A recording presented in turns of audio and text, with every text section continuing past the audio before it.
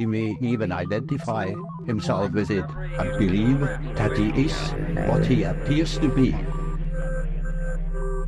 Welcome back to the NCE Study Guide podcast.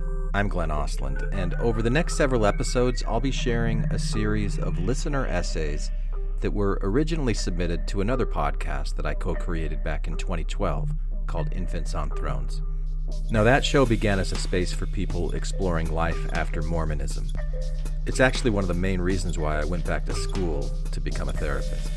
And over the years, listeners shared some incredibly thoughtful, vulnerable, and often funny reflections about their own journeys. So in this series, we'll revisit some of those essays as case studies for NCE prep and deeper reflection on the principles and process of therapy itself. Like all other modules in this podcast, I'm putting this together as part of my own continuing education, a way to keep learning, growing, and reinforcing key counseling concepts while sharing that process with you. So, settle in for what I like to call an AI puppet show, featuring a resurrected listener essay from Infants on Thrones, followed by some AI-assisted commentary from Notebook LM. And if you like this sort of thing and you want to hear more of it, come check out what I'm doing over at Infants on Thrones. Now, enjoy the show. Baby steps. After your faith hasn't let you down. This is Infants on Thrones. I'm looking for the further light and knowledge Father promised to send me. Baby step, baby step. Look for the good in everyone. Welcome back to Infants on Thrones. I'm Glenn Osland, a licensed therapist and certified life coach. And over the 13-year history of this podcast, we've shared a lot of listener essays, stories, reflections, and deeply personal explorations from you, the audience. And I've decided it's time to bring some of those voices back to life, to dust them off and, well, resurrect them. We'll call it the morning of the first resurrection. After all, resurrection is really about healing, restoring the body, mind, and soul to their most pristine, integrated state. So I thought, what if we could use modern tools like ChatGPT and Notebook LM to create a kind of AI puppet show, a thoughtful, playful deep dive into the mental health layers underneath these listener essays. Now, I'm creating this series for two audiences, primarily. First, for students studying for the National Counselor exam to help you explore these stories as real-world case studies. And second, for anyone who's ever wrestled with similar experiences to help you see the psychological and emotional insights that might apply to your own life. So, it's my pleasure to share these resurrected essays with you, renewed, reimagined, and ready for reflection. All right? Are you ready? Hold on to your hats and glasses. Cause this here's the wildest ride in the wilderness. Right now, my emotions are raw. You know that feeling of unsettledness right at the moment you realize you really have no idea what is happening? Like maybe in the moment immediately after a car wreck, or a significant injury sustained by playing some sport. Or you suddenly have the realization that the worldview and religious teachings you subscribe to all your life are, in all practicality, not true. In my life, I've mentioned that faith is a journey. It really is. There's a path we all trod. Yours is undoubtedly different than mine. No two people take the same path. Paths may converge and diverge, but they are never wholly congruent. Today, I find my path diverging from the direction I thought it would take me. Today, I am different.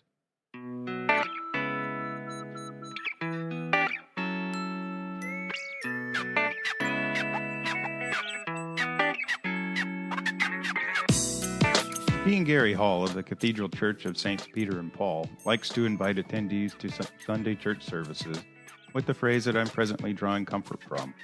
He says, "Whoever you are and wherever you find yourself on the journey of faith, you are welcome to worship at God's table."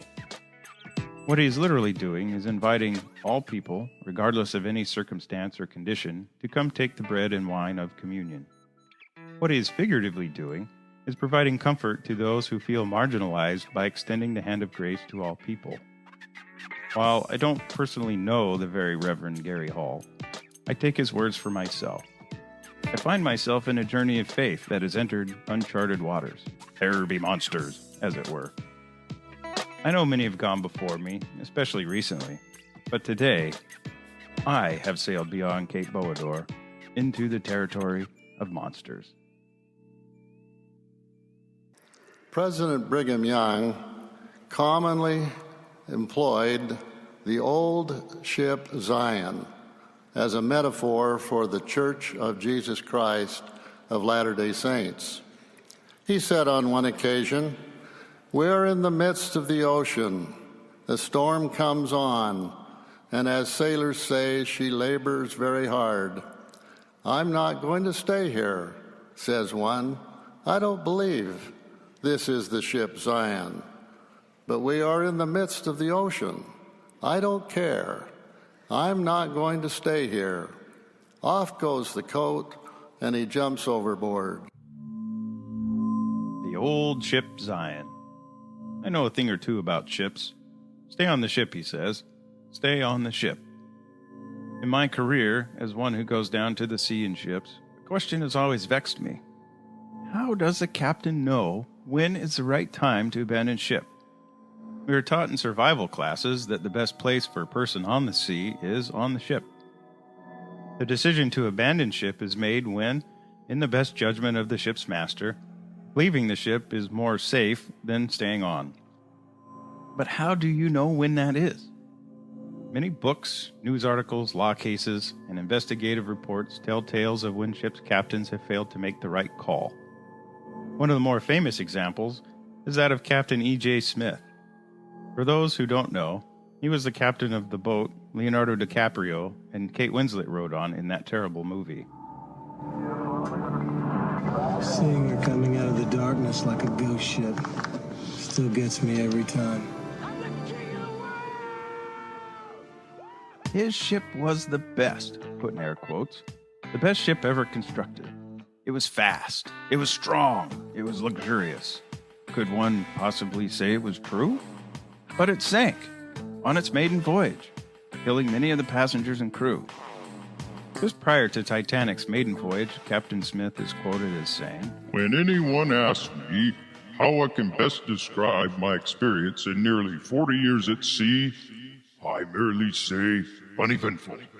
Of course, there have been winter gales and storms and fog and the like, but in all my experience, I have never been in any accident or any sort worth speaking about. I have seen but one vessel in distress in all my years at sea. I never saw a wreck and have never been wrecked, nor was I ever in any predicament that threatened to end in disaster of any sort." Well, I don't think that Captain Smith was ready for that, for a ship to sink. The Titanic was the best in many ways, but it was, in all honesty, lacking in very important areas. It didn't have sufficient life-saving apparatus for all souls on board. As a result, many perished. I wonder how Captain Smith felt when he realized his ship had been fatally damaged. That at that moment, leaving the ship in the frigid Atlantic waters was the safe thing to do. The realization that he was in command of a vessel that didn't have sufficient lifeboats for all the people on board. How did he feel? At that moment, everything he knew about seafaring changed. He was in a predicament that threatened to end in disaster. There seems to be a parallel between the steamship Titanic and the old ship Zion. The great and mighty ship is steaming along the waters of faith when suddenly it strikes something. It could be problems regarding the historicity of the Book of Mormon, Mountain Meadows Massacre, Joseph Smith's secret practice of polygamy and polyandry, or whatever. Let's just say whatever it is, it's not faith affirming. What do you do? What do you do? Your whole worldview, which you were so sure of, is now so very tentative and fragile. Everything you thought you knew, all of a sudden you simply don't. Mormonism teaches us to trust our feelings. That is how we know things are true, after all. Empirical truth is seemingly subservient to how true we feel something is. But What do you do when your head tells you something is fake and your feelings no longer give that warm, affirming sense of truth to which you've become so accustomed? You're now in crisis. Brace me up. I'm so discouraged. I think I'm going to die. How do I describe how I feel? I'm looking for someone with a hand to spare. There is no one. I'm a nobody. Outside of a very small group of people, no one knows I exist. Personally, experiencing my old ship Zion striking a metaphorical iceberg only accentuates that feeling of aloneness. The heart breaks, the mind races, adrenaline rushes throughout the body. Focus is gone, trust has fled, relationships suffer. I cannot ever be the same. Captain Smith, what do we do now? The ship has struck an iceberg. Stay in the boat. But the hull is breached. We're taking on water. Compartments below are flooding. The ship is going down. Stay in the boat. What the hell is wrong with you? Can't you see we're in peril? Stay in the boat. Today, I find myself in the frigid waters of the North Atlantic Ocean, clinging to the remnants of the old ship Zion, hoping they will spare my life.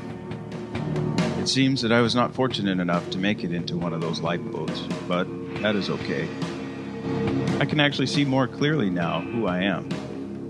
I can see a glimmer of hope on the horizon. There's a ship coming to the rescue. All I have to do is not freeze to death in the frigid waters before they get to me. Amen. That was a great old listener essay from Infants on Thrones. Newly resurrected on the first morning of uncertainty itself, not quite the judgment bar, but something closer to the trembling dawn of self-awareness presented as an AI puppet show, like you are hearing right now. Welcome back to the Deep Dive. So today we are really digging deep into a listener essay that was kind of extraordinary, part personal philosophy, part raw existential crisis. And it works almost like a case study. Exactly. And we're looking at it with a couple of hats on, really. For anyone out there who's maybe going through a big shift in how they see the world, this might resonate. And also for counseling students maybe studying for exams like the NCE. Right. So our mission today is to approach this story, this narrative of loss, but also maybe rebuilding with some clinical perspective. We want to give it the seriousness it deserves. Precisely. We'll be using frameworks you might recognize, like from the DSM-5TR, but also looking at it through theoretical lenses, constructivism, schema therapy, things that help us understand this kind of profound spiritual uncertainty. Think of it like we're doing a deep clinical consultation, but on this very specific experience of faith deconstruction. Yeah, almost like looking back at a case file. And the beauty of this source material, I think, is how it opens a window. You really get inside the head, the heart of someone navigating this fundamental change. So for you listening, if you felt this kind of chaos, maybe this offers some validation. It shows that this experience, while incredibly difficult, isn't necessarily, pathological. It can be a stage of growth, however painful. And for the students listening, this is like applied theory in action. You can see how a client's own words, their metaphors, can actually guide how you might think about helping them. It links experience directly to potential treatment planning. Okay, so let's start where the author, James, starts. The source describes him coming into this metaphorical counseling space. Pale, voice shaking, clearly in acute distress. He's looking for something, anything to stand on after his world basically imploded. Yeah, a new framework for meaning. That's the core quest right from the beginning. All right, let's unpack the central image he uses because it's powerful. He talks about his faith as this solid structure, right? A ship. He calls it the ship Zion. And that ship wasn't just a belief system. It was everything. His safety, his community, his sense of belonging, his permanence, really. But then disaster. He says this ship, the one he was always told was unsinkable, well, it hit an iceberg. And that word choice, iceberg, is key, isn't it? It suggests something hidden, something solid and undeniable that just tears through the structure. It wasn't a slow leak. It was a sudden, catastrophic collision. Yeah, a collision between his internal world, his beliefs, and these external facts he couldn't ignore anymore. He even brings up the Titanic, Captain Smith, that whole historical narrative of arrogance and the unsinkable promise. That comparison tells us a lot, right? About the feeling behind the crisis. Oh, absolutely. It points straight to the core wound, betrayal. And not just personal betrayal, but betrayal by the system. A system that practiced a kind of denial, maybe? Well, the arrogance of calling the ship unsinkable meant they didn't prepare for disaster.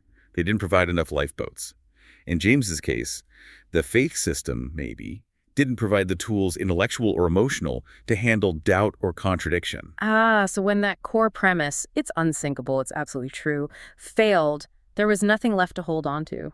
The whole support structure just vanished. Exactly. No framework for managing that cognitive confrontation. So, boom, total system collapse.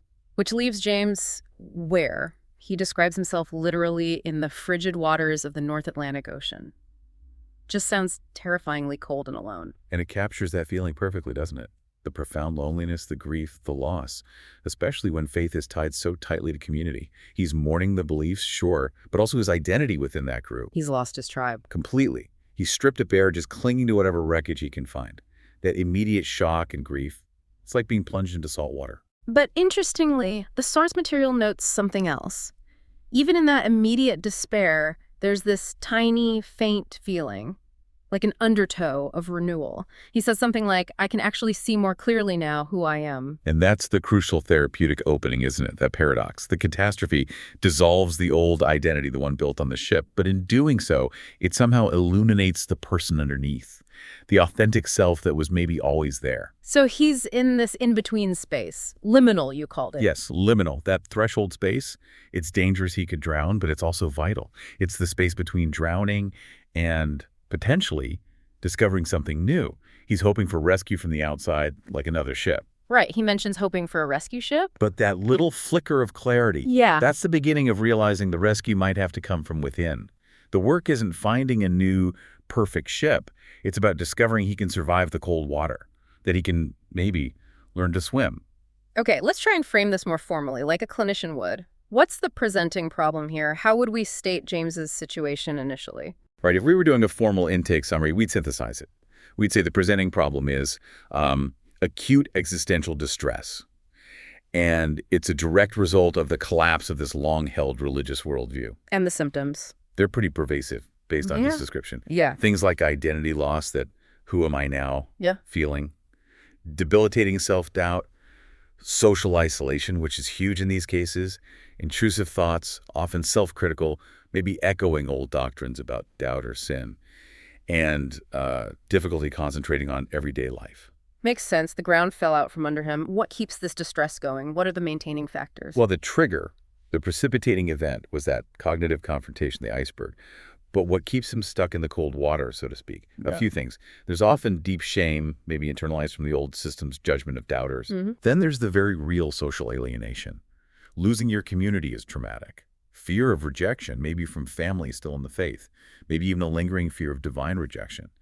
And then there's the mental pattern, rumination, just going over and over it, caught in this loop of fear, confusion, and self-judgment, and a real difficulty trusting any new source of meaning. So therapy isn't just about making him feel better in the moment. It needs to address these deeper needs. What would his goals be realistically? And what's the core task for a therapist working with him? Good question. His goals would likely center on recovery and eventually reconstruction. Things like regaining some psychological balance, finding a new sense of belonging, but one that feels authentic this time, and rebuilding a sense of existential safety, but hopefully without needing that old rigid certainty, maybe finding safety within uncertainty. And the therapist's job? It really comes back to that metaphor. We're not there to patch up the old ship or even promise him a new, better ship. The job is to teach James how to swim, how to navigate this vast, open ocean of uncertainty using his own internal resources. Okay, so the psychological pain is obvious. It's immense. But you mentioned earlier how this hits the body. Let's break that down using a biopsychosocial model, starting with the biological dimension. Why does losing your faith feel like you're being physically attacked? Because, fundamentally, our nervous system is designed for survival. And for a long time, that faith system was his survival map. It told him how the world worked, who he was, what was safe. When that map is suddenly invalidated, the brain interprets it as a profound threat to survival. It doesn't really distinguish between, say, a predator and the collapse of your meaning system. The threat feels equally real. So the symptoms he reports, fast heart rate, trouble sleeping, those intrusive thoughts, feeling exhausted, that's his body's alarm system. Exactly. Classic signs of high stress activation. The sympathetic nervous system, the body's gas pedal, is floored. fight, flight, or freeze. Yeah. His description of feeling flooded or in shock, that's textbook sympathetic overdrive. You mentioned fight, flight, or freeze. What happens if that gas pedal stays down too long, if this spiritual crisis goes on and on? Well, the body can't sustain that high alert indefinitely. If the perceived threat is chronic and inescapable, like feeling isolated and meaningless the system can shift. It might move from that hyper-aroused sympathetic state into what's called dorsal vagal collapse. Dorsal vagal collapse. What does that look like, feel like? Think of it as the body's emergency brake when it feels completely overwhelmed and trapped. It's a shutdown response. So instead of panic, you might get profound numbness, dissociation like feeling unreal or detached, mental fog, exhaustion, maybe even a sense of learned helplessness. It's like the system says, okay, can't fight, can't flee, maybe playing dead is the only option. It's a kind of spiritual and emotional suffocation. Deep, deep exhaustion. That explains a fatigue that feels different from just missing sleep. Okay, moving to the psycho part, the psychological dimension. You mentioned cognitive dissonance earlier. Can you unpack that a bit more in James's context? Sure. Cognitive dissonance is that really uncomfortable mental state you get when you hold two conflicting beliefs, or when your beliefs clash with your actions or new information. For James, the dissonance is massive. How so? On one hand, he has powerful emotional loyalty, love for his family, his community, maybe genuinely positive memories and experiences tied to his faith. That's a strong pull. But on the other hand, he has this cognitive recognition, the icebergs, the undeniable historical issues, the moral contradictions he can no longer ignore. So it's like his heart and his head are at war. Precisely, a loyalty war inside him. And that internal conflict leads to this profound existential disorientation. His entire reference system, who am I, what's true, what's my purpose, it's all been thrown into question. Which naturally leads to that identity confusion, that feeling of I'm a nobody. This is the psychological ground zero where the old system is broken and the hard work of rebuilding hasn't really started yet. Okay, now the social and inherently the spiritual dimension. This involves looking at development. You mentioned James Fowler's stages of faith. How does that help us understand what James is going through? Remind us what Fowler's model is about. Fowler's model isn't strictly about religion, but about how people make meaning, how they relate to what they see as ultimate or transcendent. He proposed these stages of development, and James seems to be in a really turbulent transition between stages. Which stages? He's likely moving away from stage 3, which Fowler called synthetic conventional. In this stage, your faith or meaning system is largely based on what your group, your authorities tell you. It's synthesized from the environment, often unconsciously. You conform to the norms. Okay, so leaving that, where is he heading? Into the choppy waters of stage 4, the individuative reflective stage. This is where you step outside the conventional box. You start critically examining the beliefs, the assumptions, the traditions you inherited. You take personal responsibility for your commitments, your lifestyle. You become the author of your own outlook. And that iceberg sounds exactly like stage 4 critical reflection bumping up against stage 3 certainty. Exactly. It's the clash. Stage 4 involved deconstructing the old system, which can be incredibly painful and lead to conflict with the very authorities and community that define stage 3. Is there a stage beyond that? Where might he be trying to get to, developmentally speaking? Fowler proposed stage 5, conjunctive faith. This is where someone can start to hold the tensions. They move beyond simple either thinking. They can appreciate paradox, symbol, metaphor. They can integrate insights from their own experience, maybe even from different traditions, without needing rigid black and white certainty. They can see the truths and the limitations in different perspectives. But getting there sounds like it comes at a cost. A huge cost, often. That social isolation we talked about, his old identity as a faithful sailor, is gone. Walking away from a high-demand community especially can mean losing your entire social world. That's a massive price for individuation. Let's zoom out even further. Erickson's stages of psychosocial development. James is probably in mid-adulthood. How does that framework add context? Right. Erickson's model looks at challenges across the lifespan. In middle adulthood, the core conflict is typically generativity versus stagnation. Generativity is about contributing to the next generation, finding purpose, leaving a legacy, making your mark. And how does a faith crisis mess with that? Well, for many people within a strong religious framework, that framework provides the answers to generativity. Raise your kids in the faith, serve the church community, pass on the traditions. It gives a clear path for contribution and meaning. So when that framework collapses, it can trigger a crisis of generativity, too. What's my purpose now? What am I contributing? What will outlast me? But like all these crises, it's also an opportunity, a huge developmental push, really. It forces a shift from relying on the collective's definition of purpose towards finding a deeper, self-authored moral framework. Maybe one focused on contributing to the wider world, not just the institution. It's a tough but potentially vital step toward authentic adulthood. Okay, so we have a picture of the crisis. Before we even think about specific diagnoses, we absolutely have to talk about the ethics involved for a counselor in this situation. This feels like navigating a minefield. It really does. And it's critical, especially for students preparing for practice or exams. The counselor's stance is everything. We have to be anchored in our ethical codes, like the ACA Code of Ethics. Principle number 1 here is autonomy, the client's right to choose their own direction. ACA Standard 8.4b is super relevant. What does respecting autonomy look like in practice when someone's faith is collapsing? How do you avoid even accidentally pushing them one way or another? It means you hold space for their pain without criticizing the faith itself, even if you can see the harm it might have caused. And equally, you don't nudge them towards disbelief or any specific alternative belief system. You don't become an anti-religious advocate either. Your job is to affirm James's right to figure out meaning for himself, whatever that looks like. So if he ends up finding a new way back to his faith, maybe a more nuanced version, you support that? Absolutely. And if he decides atheism or agnosticism is his path, you support that too. Our role is to be a stable, non-judgmental presence, an anchor in the storm, not the pilot trying to steer him to a particular shore.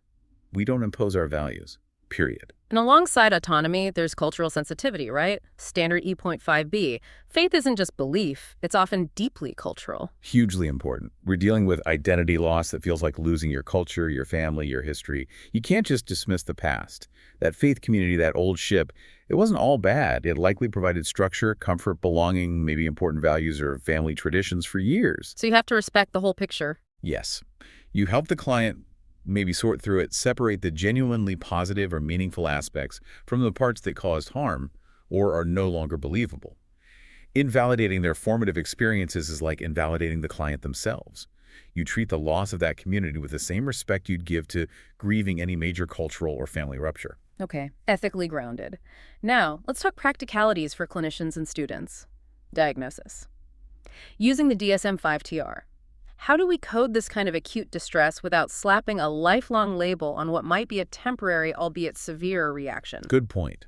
We want a diagnosis that fits the situation but doesn't pathologize the process itself. There are usually 2 main options that work well together here. The first, especially for the acute phase, is often adjustment disorder. Specifically, given his symptoms, likely adjustment disorder with mixed anxiety and depressed mood. The code is F43.23. Okay, break that down. Why does adjustment disorder fit? What are the criteria James seems to meet? Well, criterion A is an identifiable stressor. Check.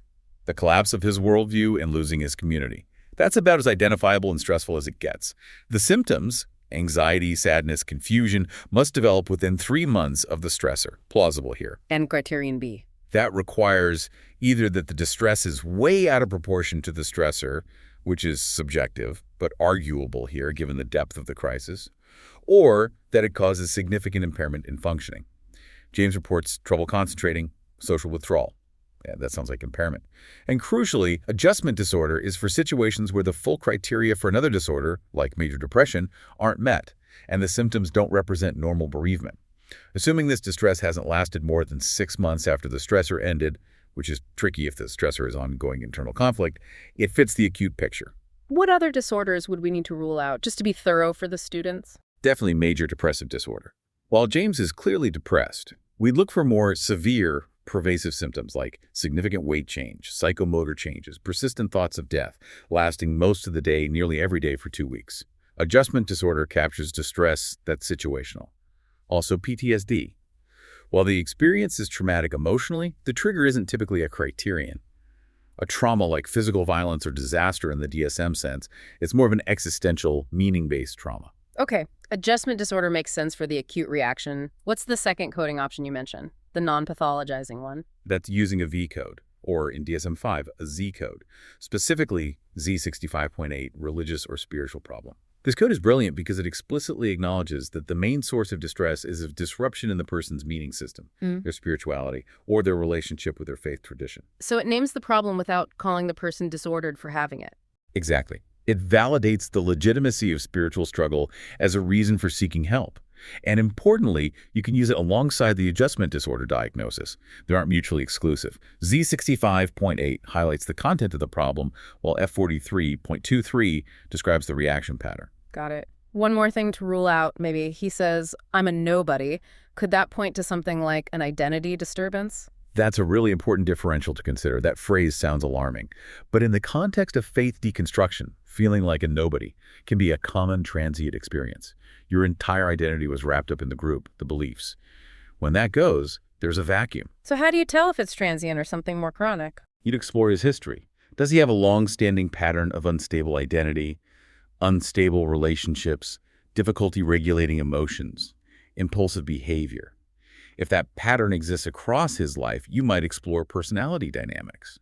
But if this profound identity confusion is relatively new and clearly linked to the faith crisis, it's more likely a temporary feature of the transition, part of the adjustment disorder picture, rather than a separate chronic identity disturbance. Okay, diagnosis gives us a map of the current pain. Now we need some tools, some theories for rebuilding.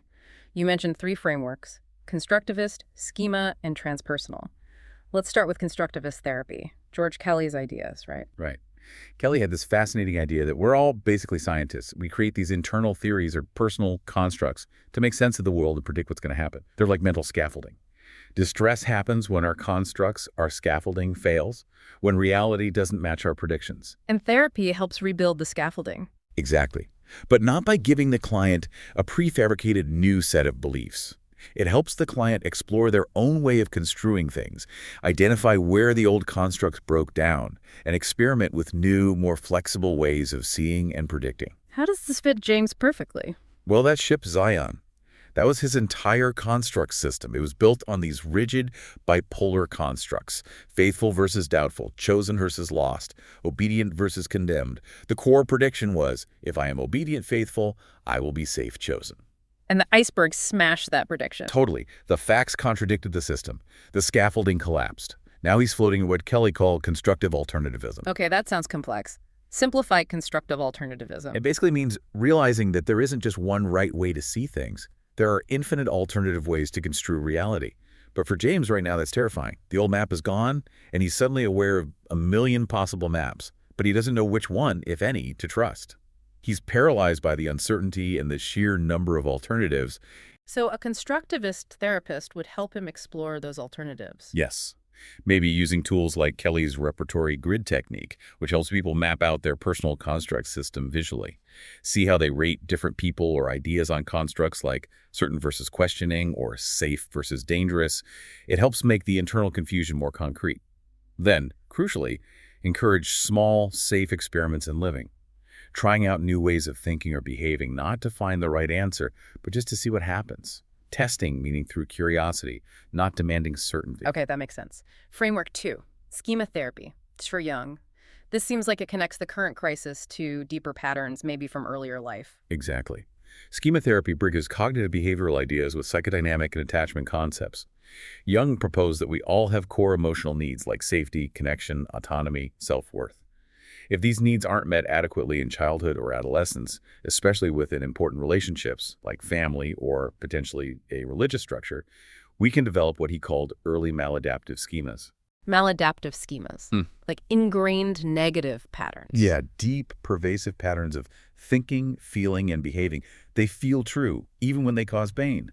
And major life stressors, like James' faith crisis, can trigger these old schemas really powerfully. When James says he feels like a nobody or expresses intense shame, what schemas might be lighting up? Several could be involved. A defectiveness shame is a big one. That core feeling of being inherently flawed, bad, unworthy, maybe sinful if you don't conform. Leaving the group could activate that intensely. Also, subjugation, the feeling that your own needs, opinions, or feelings don't matter or must be suppressed to please others or avoid punishment. High-demand groups can sometimes foster this, and abandonment instability, the fear of losing connection, being left alone, which is obviously triggered when you leave your primary community. So the crisis rips the scab off these old wounds. How does schema therapy work to heal them? It uses a few key strategies. One is identifying the schemas, maybe using questionnaires. Then, techniques like imagery rescripting. You guide the client to recall a painful memory linked to the schema. say, being shamed for asking a question in Sunday school. Then in the imagery, you help them rewrite the scene. Maybe the therapist steps in or the client's adult self steps in to protect the child, validate their feelings, challenge the shaming figure. It helps repair the emotional memory. Replacing the old critical voice with a healthier one. Exactly. Replacing that harsh captain voice of judgment with a compassionate inner guide. And this happens alongside limited reparenting in the therapy relationship itself. Limited reparenting. What's that? It means the therapist consciously provides, within professional boundaries, some of the emotional experiences that were missing earlier. Consistent warmth, empathy, validation, celebrating autonomy. Modeling unconditional positive regard, which might be the opposite of the conditional acceptance James felt within his faith structure. We accept you if you believe, behave. This helps heal those attachment wounds and unmet needs directly. Okay, powerful stuff. Now, the third lens, transpersonal therapy. Thinkers like Assagioli, maybe Stan Groff. This sounds like it views the crisis differently again. Very differently, yeah. Transpersonal psychology looks at the spiritual dimensions of experience. From this perspective, a crisis like James's might not just be a breakdown, but potentially a breakthrough, a spiritual emergency. A spiritual emergency, meaning An acute disruptive period where the old sense of self, the ego structure built on external validation or dogma, what some might call the false self, starts to dissolve. It's painful, chaotic, disorienting, but it might be happening in order to allow something deeper, more authentic to emerge, like the true self, or what some traditions call witness consciousness. So the frigid Atlantic, the dark night, is actually necessary for growth. Potentially, yes. It's seen as a crucible, a process of purification where the identification with external forms and authorities is burned away. The therapeutic task here isn't just symptom reduction, but helping M. James navigate this profound inner upheaval, normalizing it not as sickness, but as a potential awakening, helping him find meaning in the dissolution itself. How do you help someone find meaning in chaos like that? What are the techniques? Meditative practices are often central mindfulness, grounding techniques to help anchor awareness in the present moment, even amidst the storm. Exploring the symbolic meaning of the experience, maybe through journaling, art, or symbolic integration exercises. Like you mentioned the idea of him writing a final log entry for the old ship. That's a perfect transpersonal intervention. It ritually acknowledges the ending and integrates the transition, finding safety not in belief, but in presence. Okay, we've got these rich theoretical frameworks. Let's bring it down to brass tacks. What specific things might James and a therapist actually do in session, drawing from these models? All right, let's get concrete. From constructivism, we could use that construct mapping worksheet we talked about, literally drawing it out, maybe a T-chart. Old faith world, assumptions and rules on one side, emerging reality, observations and questions on the other. Just getting it out of his head and onto paper can reduce that feeling of being overwhelmed and help him see the structure of his own thinking. Makes sense. Visualizing the conflict. What about integrating those warring parts, the captain and the survivor? That's where something like the empty chair dialogue comes in. It's often associated with Gestalt therapy, but it fits perfectly here. James would physically move between two chairs, speaking from the perspective of the obedient captain part, defending certainty, warning of danger, and then from the perspective of the emerging survivor part, insisting on honesty, expressing the pain of betrayal. So he literally gives voice to both sides. Yes. The goal isn't necessarily to have one side win, but for James to hear, understand, and ultimately integrate both parts of himself. To acknowledge the needs and fears behind both voices. It fosters internal dialogue and self-compassion. Speaking of self-compassion, with all the shame and anxiety he's feeling, somatic tools seem essential. Non-negotiable, I'd say. Self-compassion meditation is key, and we need to explain the why to James. It's not just being nice to yourself. The rationale is neurobiological. Self-criticism and shame fire up the threat system, sympathetic nervous system. Practicing self-compassion, intentionally bringing kindness, mindfulness, and a sense of common humanity to his suffering, actively stimulates the soothing system, parasympathetic via the vagus nerve. It literally calms the body's alarm bells. So it helps him regulate physiologically, not just feel better mentally. Exactly. It replaces fear with a sense of safety and curiosity. And from that calmer place, he can do the deeper cognitive and emotional work. And how does he move from feeling like a victim of this shipwreck to owning his story? Through narrative work. We might explicitly encourage him to write what we could call the meaning reconstruction narrative, or maybe frame it as the log of the new voyage. He takes the chaotic events and starts weaving them into a coherent story, a story where he is the protagonist navigating challenges, not just passive victim. The iceberg becomes a turning point, painful but necessary. Giving him agency in his own story. Precisely. And alongside that, a values-driven action plan. Since the old rules and goals are gone, what does he intrinsically value now? Truth, connection, creativity, justice. We help him identify maybe 2-3 core values and then brainstorm small, concrete actions he can take daily that align with those values. This helps stabilize his identity through behavior that reflects his authentic self, rather than relying solely on beliefs. That makes a lot of sense. Build identity through action. Now, you mentioned a trauma-informed approach overlays all this. Remind us why that's so critical here. Because leaving a high-demand group or undergoing a radical faith shift is often experienced as trauma. There's the trauma of potential betrayal, the trauma of social rejection, the loss of safety, the identity confusion. It's a profound rupture. So a trauma-informed lens means we always prioritize safety, choice, collaboration, trustworthiness, and empowerment in the therapy relationship. And practically. It means we acknowledge the grief as real. Yeah. We validate the sense of loss. And crucially, we often need to focus on somatic grounding first. Helping James regulate his nervous system through breathwork, body awareness, maybe gentle movement before diving into the deep, potentially activating existential questions or trauma processing. You can't explore the meaning of the shipwreck if you still feel like you're actively drowning. Safety first, then exploration. Let's circle back to the body's role because it's so central. Why is it vital for listeners, especially those going through this, to understand that this existential crisis isn't all in their head, it's physical? Because the body is where we experience safety and threat. James's entire external scaffolding for safety, the spiritual beliefs, the community support, the predictable future, it got ripped away. His nervous system registers that as an immediate life-threatening event. The loss of that social and spiritual safety net triggers the same physiological alarms as a physical attack. So the racing heart, the sleeplessness, the knot in the stomach, that's the body screaming, danger, because its perceived safety net is gone. Exactly. The body lost its anchor. And it's desperately trying to find safety, often by staying hypervigilant, sympathetic activation, or by shutting down to conserve energy, dorsal vagal. It's a physiological response to a perceived existential threat. We touched on polyvagal theory. Let's simplify that oscillation again for folks who aren't clinicians. The 3 states. Right. Think of it like 3 modes our nervous system can be in.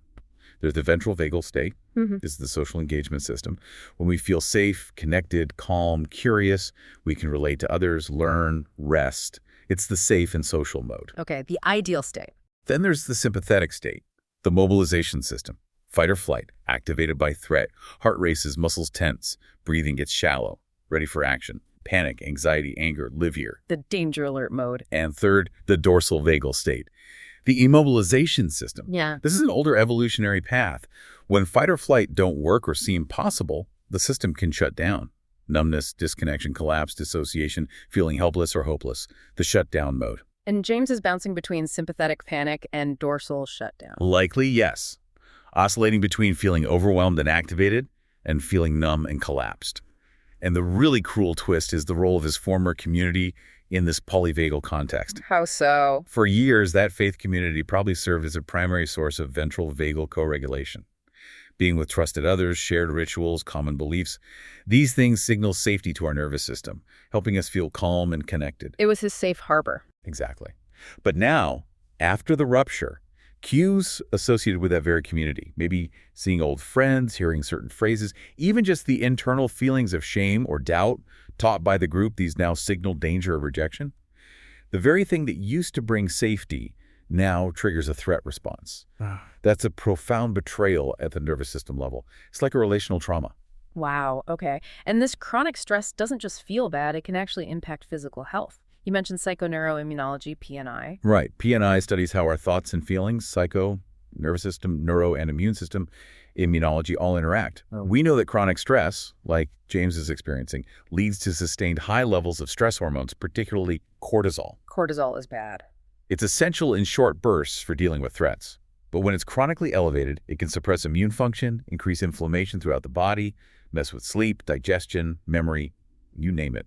The emotional exhaustion James feels likely translates into genuine physical or immunological fatigue. He's literally more vulnerable to getting sick and worn down. That sounds pretty bleak. But there's hope in this picture, right? Yeah. You mentioned neuroplasticity. Absolutely. This is the crucial counterpoint. Neuroplasticity is the brain's amazing ability to change, adapt, and reorganize itself throughout life. The neural pathways that got wired for fear, for rigid certainty, for shame in response to doubt, they can be rewired. So therapy isn't just talking, it's actually helping to reshape the brain. Yes. Therapy, especially when it includes somatic and experiential elements, provides the conditions for this rewiring. The goal shifts. It's not about finding a new, perfect belief system to cling to. It's about training the nervous system to tolerate uncertainty, to find safety within himself, rather than needing it exclusively from external structures. How do you actually do that rewiring? What helps the brain learn new patterns? Consistent, repeated experiences of safety and regulation. Things like mindful breathing practices, self-compassion exercises, body awareness, gentle movement. Every time James intentionally slows his breath when he feels panic rising or offers himself kindness instead of self-criticism when shame hits. He's sending a different signal. He's sending a signal to his amygdala, the brain's fear center, saying, hold on, maybe this isn't a 5-alarm fire, maybe I can handle this. He's activating his ventral vagal system, his safety system. These aren't one-off fixes, but repeated practice literally builds new neural pathways. It creates an embodied sense of, I can be okay, even when things are uncertain. I am safe within myself. #Tech7. Therapeutic pathways and student focus. So pulling this together, how does therapy specifically help someone like James navigate this incredibly difficult passage? What's the function of therapy in this context? Therapy essentially provides a holding environment. That's a term from psychoanalyst D.W. Winnicott. Think of it as a safe, reliable container. James is going through intense emotional processes, grief for what's lost, maybe anger at the betrayal, fear of the future. Therapy offers a space where he can feel all of that, process it, without judgment, and without the therapist trying to fix it or steer him back to shore prematurely. The therapist acts as an anchor while he's navigating the storm. Exactly. An empathic, non-judgmental anchor. This allows James's own nervous system to gradually downregulate, to experience safety in relationship again, maybe for the first time, without the old conditions attached. What are the key outcomes we'd hope for from therapy in this kind of transition? I'd say 4 main things. First, normalization. Helping James understand that this crisis, this identity dissolution, is actually a somewhat predictable, though painful, part of human development and meaning making. It's not a sign he's broken or uniquely flawed. Takes away some of the shame. Huge. Second, embodied safety. Using those somatic tools we talked about to help him feel safer and more regulated in his own skin, counteracting the physiological threat response. Third, meaning reconstruction. Actively helping him build a new narrative, identify new values, find purpose that resonates with his authentic self now. And fourth, attachment repair. Through the therapeutic relationship itself, experiencing consistent empathy, validation, unconditional regard, he starts to internalize a sense of inherent worth, separate from his beliefs or group affiliation, healing some of those wounds from conditional belonging. So therapy helps him realize the rescue ship isn't coming from outside, but that he has the capacity for it inside. It's his own resilience, his own self-compassion, his ability to connect authentically. Therapy helps him find and strengthen that internal capacity. It's about moving from feeling like a victim drowning in the Atlantic to becoming a capable swimmer, navigating the open waters with growing confidence. Okay, crucial question for our listeners who might be relating hard to James's experience. When should someone recognize it's time to seek professional help? What are the signals? Good question. I'd say definitely seek help if the spiritual questions or doubts are triggering actual panic attacks, overwhelming despair, or intrusive thoughts about worthlessness or self-harm. That needs immediate attention. What about less acute signs? If the rumination, the constant questioning and anxiety is significantly disrupting your life, you can't sleep, you can't concentrate at work or school, your relationships are suffering badly. If you feel utterly trapped between loyalty to family maybe, and your own sense of truth or authenticity, and definitely listen to your body. Yeah. Chronic fatigue, persistent digestive issues, feeling numb or shut down much of the time, those are signals the stress is taking a heavy toll. So don't wait until you're completely overwhelmed. Ideally, no. Therapy can provide support for the reconstruction process, not just crisis management. Finding a therapist experienced with faith transitions or spiritual crises can make a huge difference. It offers that safe harbor to do the work. Okay. And one last check-in for the students listening, maybe cramming for the NCE. Let's quickly list the key concepts from today's deep dive that are relevant for exams, tying them back to James. Right. This case study is packed with NCE relevant material. We hit constructivist theory, Kelly, and its application like the repertory grid technique for understanding belief system collapse. We explored schema therapy, Jung, identifying maladaptive schemas like defectiveness, shame, and subjugation, and interventions like limited reparenting and imagery rescripting.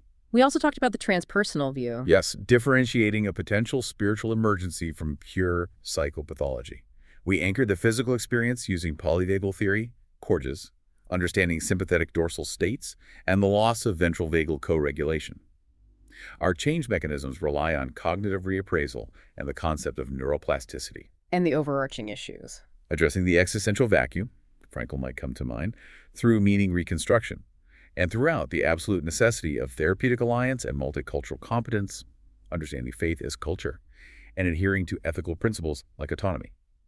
Plus the correct application of DSM diagnoses like adjustment disorder and the Z code for religious or spiritual problem. That's a lot. Any specific resources you'd recommend for students wanting to dig deeper into these? Definitely. For grief and meaning after loss, Robert Niemeyer's work on meaning reconstruction is foundational. For constructivism, go back to George Kelly's original Psychology of Personal Constructs if you can, or Good Summaries. For schema therapy, the main text by Jung, Klosko, and Weishar is the go-to practitioner guide. For the spiritual dimension, Assagioli's Psychosynthesis offers a classic transpersonal view, and Kenneth Partyman's work on spiritually integrated psychotherapy is essential for understanding how to ethically and effectively address religious spiritual issues in therapy, including that Z code, #tag8. Conclusion and reflection. So James's story, originating from this listener essay, really taps into something universal, doesn't it? We all build these ships of meaning to navigate life. We build them out of beliefs, relationships, experiences. But eventually, almost every ship encounters its iceberg. Some challenge, some contradiction, some loss that forces a confrontation with reality as it is, not just as we constructed it. And what's left after the collision? Not the ship, ultimately. What remains, or what can remain, is awareness itself. That witness consciousness we talked about. The infant in the title, maybe. The awakening self. Emerging from the wreckage, not defined by the lost structure, but by the simple fact of being aware, of experiencing. And realizing the throne isn't out there. Exactly. The source of authority, the seat of meaning, the throne he thought belonged to the captain or the creed. He starts to realize it's internal. It's the seat of his own consciousness, his own capacity to choose, to value, to connect. So he's not broken by the experience, even though it's devastating? No. He's rewiring. His nervous system is learning a new way, regulating from within, trusting curiosity over certainty. It was terrifying, yes, but also maybe the start of a more direct, authentic relationship with life itself, with all its uncertainty and its cold water moments. He's not becoming faithless. Perhaps he's evolving faith into awareness. And that message you shared earlier feels like a good place to land. Yeah, just that sense of welcome. Whoever you are and wherever you find yourself on the journey of faith, you are welcome, including welcoming the parts of yourself that are doubting, struggling, or lost. And maybe that's what it means for all of us to be infants on thrones.